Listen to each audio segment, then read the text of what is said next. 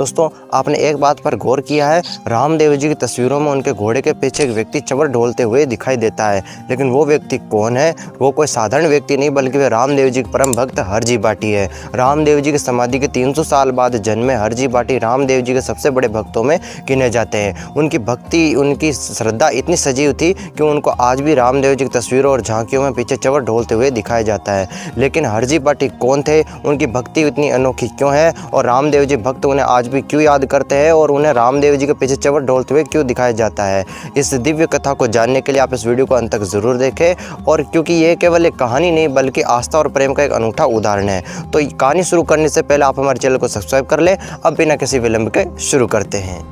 संत कवि हरजी बाटी का जन्म 18वीं सदी में जोधपुर जिले की फलोदी तहसील में एक चाडी गांव में भाटी राजपूत परिवार में हुआ था। इनके पिता का नाम उगम सिंह भाटी था और दादा का नाम मान सिंह भाटी था। बचपन में ही माता पिता का देहांत हो जाने से हरजी बाटी अपने ननिहाल बेटवासिया गांव में रहने के लिए आ जाते हैं। रामदेव जी में बचपन से श्रद्धा रखने वाले हरजी बाटी एक दिन जंगल में भेड़ बकरियां चरा रहे थे, तो रामदेव जी साधु वेश में उनके पास पहुँचते और कहते हैं कि भाई बहुत भूख लगी है, कुछ खाने के लिए हो तो दे दे। तो हरजी बाटी कहते हैं कि महात्मा जी, यदि आप थोड़ी देर पहले आते तो मैं आपको कुछ खिला सकता था, क्योंकि उस समय मेरे पास भोजन मौजूद था, लेकिन अब मैंने खाना खा लिया है, इसलिए अब मेरे पास आपको खिलाने के लिए कुछ भी नहीं है। तो साधु वेशधारी रामदेव जी कहते हैं कि यदि तुम्हारे पास खिलाने के लिए कुछ नहीं है तो तुम मुझे इन बकरियों का दूध निकाल कर ही पिला दो। तो हरजी बाटी कहते हैं कि ये बकरियां तो बिन व्याही है, ये दूध नहीं दे सकती है। तो रामदेव जी कहते हैं कि मुझे तो इन बकरियों के थनों में स्पष्ट रूप से दूध नजर आ रहा है, यदि तुम्हें दूध पिलाने की मंशा ना हो तो मत पिलाओ। तो फिर हरजी बाटी साधु महात्मा के कहने पर उन बिन व्याही बकरियों से दूध निकालने की कोशिश करते हैं,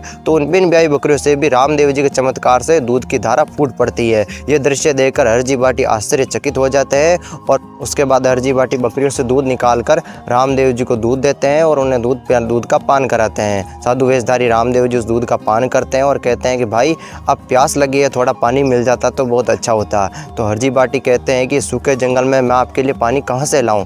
तो रामदेव जी जो साधु वेश में थे वो कहते हैं कि ऊपर पक्षी उड़ रहे हैं आसमान में, इसका अर्थ है कहीं आसपास पानी का स्रोत है, इसलिए जाओ और हमारे लिए पानी लेकर आओ। तो हरजी बाटी एक डूंगर के ऊपर चढ़कर देखते हैं तो जो तालाब हमेशा सूखा हुआ रहता है, उस तालाब में भी रामदेव जी के चमत्कार से जेठ और बैसाख की तपती धूप में भी पानी आ जाता है। वो तालाब पानी से लबालब भरा हुआ था। हरजी बाटी उस तालाब के पास जाकर देखते हैं और उस पानी भरने के लिए जैसे ही तालाब में झुकते हैं तो वे देखते हैं कि पानी में मतलब कि रामदेव जी की छवि दिखाई देती है। तो हरजी बाटी समझ जाते हैं कि वो साधु कोई मामूली साधु नहीं, बल्कि वे स्वयं रामदेव जी है। हरजी बाटी तुरंत दौड़कर साधु वेशधारी रामदेव जी के चरणों में आकर गिर जाते हैं। उसके बाद साधु वेशधारी रामदेव जी हरजी बाटी को साक्षात दर्शन देते हैं और उन्हें कहते हैं कि आज से तुम मेरी लीलाओं का प्रचार प्रसार करो, मेरा भजन कीर्तन करो और मेरा गुण गाओ। और साथ ही उन्हें एक कपड़े का घोड़ा देते हैं अपनी निशानी के तौर पर। इतना कहकर रामदेव जी अंतर ध्यान हो जाते हैं। उसी दिन से हरजी बाटी भेड़ बकरियां चराना छोड़कर रामदेव जी के भजन कीर्तन में लग जाते हैं और जगह जगह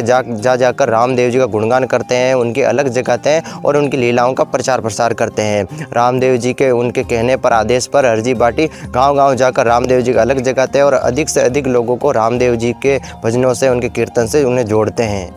घूमते घूमते हरजी बाटी सन 1762 में मसूरिया पहाड़ी पर पहुंच जाते हैं, जहां बाबा रामदेव जी के गुरु बालीनाथ जी का समाधि स्थल है। वहां पर हरजी बाटी रात्रि जागरण करते हैं और वहां पर सैकड़ों लोगों को वे रामदेव जी के पद गाकर भाव विभोर कर देते हैं। लोगों ने खुश होकर उस कपड़े के घोड़े के सामने चांदी और सोने के सिक्के चढ़ाना शुरू कर दिया और देखते ही देखते वहाँ पर सिक्कों का ढेर लग जाता है। जोधपुर के हकीम हजारीमल को जब इस बात का पता चलता है तो उसने जोधपुर के महाराजा विजय सिंह जी कान भरे और कहा कि मसूरिया पहाड़ी पर एक पाखंडी बाबा आया हुआ है जो रामदेव जी के नाम पर लोगों से पैसे ऐंठ रहा है। विजय सिंह जी कान के कच्चे थे और हजारीमल की बातों में आ जाते हैं और हरजी बाटी को ढोंगी और पाखंडी बाबा समझकर उन्हें कैद कर लेते हैं और उन्हें जेल में डाल देते हैं। और उस कपड़े के घोड़े के सामने 1.25 मन घास रखकर कहते हैं कि अगर सुबह तक इस घोड़े ने ये घास नहीं खाई तो तुम्हें फांसी पर लटका दिया जाएगा। उसके बाद हरजी बाटी जेल में बैठे बैठे रामदेव जी से अर्ज करते हैं कि प्रभु, मैं तो आपका गुणगान कर रहा था, मैं तो आपका गुणगान कीर्तन कर रहा था, फिर मुझे ये दशा क्यों देखनी पड़ी? विजय सिंह जी पर्चा मांग रहे हैं, आपको अपनी शक्ति का परिचय देना होगा, आपको मेरी लाज रखनी होगी, क्योंकि यदि इस घोड़े ने घास नहीं खाई तो मेरी भक्ति झूठी हो जाएगी। भीड़ पड़े जब भक्त पुकारे, दूर करो प्रभु दुख हमारे।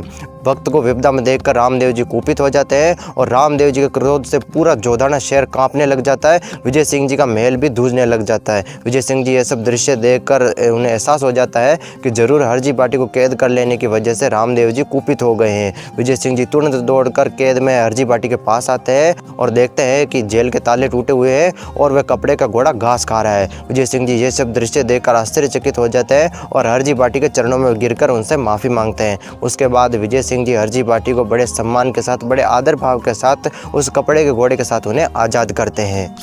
हरजी बाटी बहुत ही प्रसिद्ध संत कवि थे। उन्होंने एक ग्रंथ भी लिखा था जिसका नाम था रामदेव जी रो ब्यावलो। ये 700 छंदों का बहुत बड़ा महाकाव्य है। रामदेव जी के प्रति अटूट श्रद्धा होने के कारण हरजी बाटी समाज में पंडित जी के नाम से जाने जाने लगा। पंडित जी के नाम से हरजी बाटी प्रसिद्ध हुए और रामदेव जी के नाम की गुणगान करते हुए, जीवन भर उनके नाम की माला फेरते हुए, उनका कीर्तन करते हुए विक्रम संवत 1838 में पुष्कर में हरजी बाटी ने अपने इस नश्वर शरीर का त्याग कर दिया और श्री हरि के चरणों में विलीन हो गए। हरजी बाटी कुल 103 साल तक जीवित रहे और उन्होंने अपना आधे से ज़्यादा जीवन बेटवासिया गांव में बिताया था। और बेटवासिया गांव में हरजी बाटी का ठिकाना होने से उसी बेटवासिया गांव को पंडित जी की ढाणी के नाम से जाना जाता है। हरजी बाटी ने अपना पूरा जीवन रामदेव जी के नाम समर्पित किया था और उसी बेटवासिया गांव में उनकी समाधि के पास में रामदेव जी का एक विशाल मंदिर बना हुआ है, जहाँ हर साल माघ और भादवे की शुक्ल पक्ष की 11 के दिन विशाल मेला लगता है। हरजी बाटी ने अपने जीवन काल में बहुत ही अच्छे कार्य किए। उन्होंने रामदेव जी के प्रति अपना जीवन समर्पित किया। उन्होंने आस्था और भक्ति की ऐसी मिसाल कायम की कि आज भी उन्हें रामदेव जी के साथ याद किया जाता है। रामदेव जी ने तो अपने जीवन काल में कई परिचय दिए। रामदेव जी जैसा दलित उद्धारक और कोई नहीं हो सकता और उनके सबसे लाडले भक्त रिकिया है। हरजी बाटी को रामदेव जी ने दर्शन देकर एक प्रकार से धन्य कर दिया है। इसीलिए तो कहा जाता है कि रामा कहूँ कि रामदेव, हीरा कहूँ कि लाल, जाने मिलिया रामदेव पल में कीना निहाल। हरजी बाटी रामदेव जी के दर्शन करके निहाल हो गए थे। लोग ये तो जानते हैं कि रामदेव जी के आगे जो 2 महिलाएं खड़ी है वो लाछा और सुगना है, लेकिन उनके पीछे जो व्यक्ति चवर ढोलते हुए चल रहा है वो व्यक्ति कौन है? तो उसी व्यक्ति यानी हरजी बाटी का इतिहास हमने आपको बताया है। तो अगर आपको ये जानकारी पसंद आई हो, अगर आपको हरजी बाटी का इतिहास रुचिकर लगा हो, तो इसे आगे से आगे अपने दोस्तों के साथ शेयर कर दीजिएगा और लाइक भी कर दीजिएगा। और अगर आपको इसी प्रकार की अनोखी ऐतिहासिक और धार्मिक बातों में रुचि है तो आप हमारे चैनल को सब्सक्राइब कर लीजिएगा। इस चैनल पर आपको इसी प्रकार की अनोखी बातें जानने को मिलती रहेगी। तो चलिए चलते हैं, लेकिन उससे पहले आप कमेंट बॉक्स में जय रामसा पीर की लिखकर अपनी हाजिरी जरूर से लगाइएगा। तो चलिए मिलते हैं ऐसे किसी नए टॉपिक, नए विषय के साथ। तब तक के लिए सभी दर्शकों को राधे राधे, जय श्री कृष्ण।